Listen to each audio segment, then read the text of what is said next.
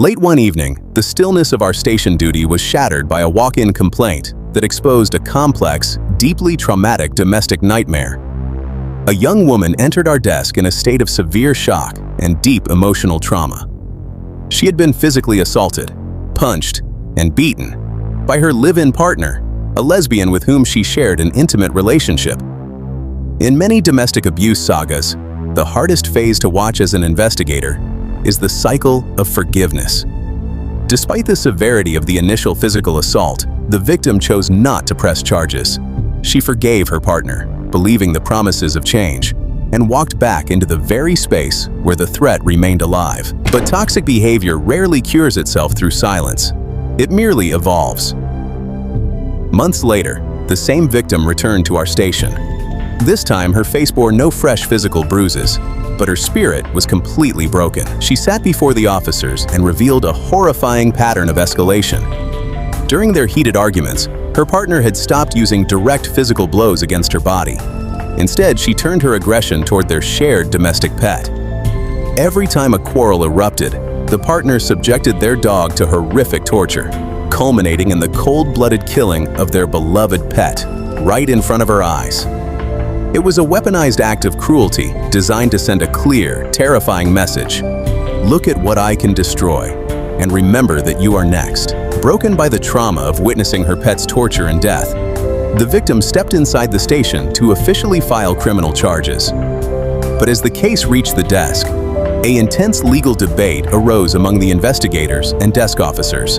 A question so fundamental that it is frequently asked in promotional exams across law enforcement. The question was critical.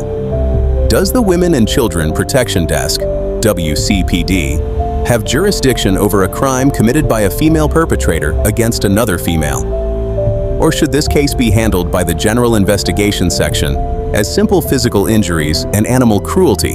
Under the revised penal code, many assume that Republic Act 9262, the Anti-Violence Against Women and Their Children Act, only applies when a male perpetrator abuses a female victim. That is a massive legal misconception. The law explicitly protects women who are in, or have been in, a dating or sexual relationship. The statutory protection focuses on the gender of the victim, not the sexual orientation or gender identity of the perpetrator. Because the two women shared an intimate, live-in sexual and dating relationship, RA 9262 applies fully, even if the abuser is a lesbian. Furthermore, RA 9262 does not merely punish physical beatings. It explicitly penalizes psychological violence, acts that cause mental or emotional suffering, anxiety, or deep trauma. Killing and torturing a beloved pet to terrorize, intimidate, and exert psychological control over a partner is a textbook form of psychological abuse under the law. The WCPD held full jurisdiction. The case was formally built, locked down, and forwarded for prosecution. Let's step behind the production curtain of Ching's perspective. Documenting active domestic abuse files and sensitive legal precedents requires absolute professional care, ethical precision, and strict compliance with victim protection laws.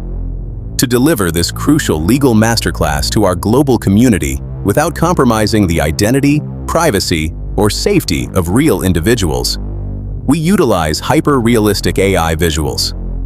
We reject cartoon filters or dramatic animations. Instead, we program the AI engine to capture the solemn professional atmosphere, the dim light of a late-night station desk, the texture of official dockets, and the gravity of an investigation. This allows us to educate millions on their statutory rights while keeping real-world identities completely shielded. This case forces us to look past superficial labels and examine the true anatomy of human abuse. Violence does not care about gender, and abuser tactics are not limited to physical punches. Why do so many victims endure the escalation from a physical blow to the destruction of what they love? It is because abusers rely on psychological control. When a partner threatens, tortures, or kills a pet, they are executing a calculated tactic of terror. They are telling you that your safety, your sanity, and your emotional peace are under their total control. To every woman reading or watching this file, know the law. Do not assume you are unprotected simply because your abuser is of the same gender, or because the abuse took the form of psychological warfare rather than a physical bruise. Republic Act 9262 is a comprehensive shield. It punishes physical, psychological, sexual, and economic abuse. My perspective today is a fundamental lesson in stoic self-respect. Forgiving an unrepentant abuser is not kindness. It is an invitation for the abuse to evolve. The moment someone uses physical violence or targets what you love to instill fear in your heart, the relationship is over. Do not wait for the tragedy to escalate further.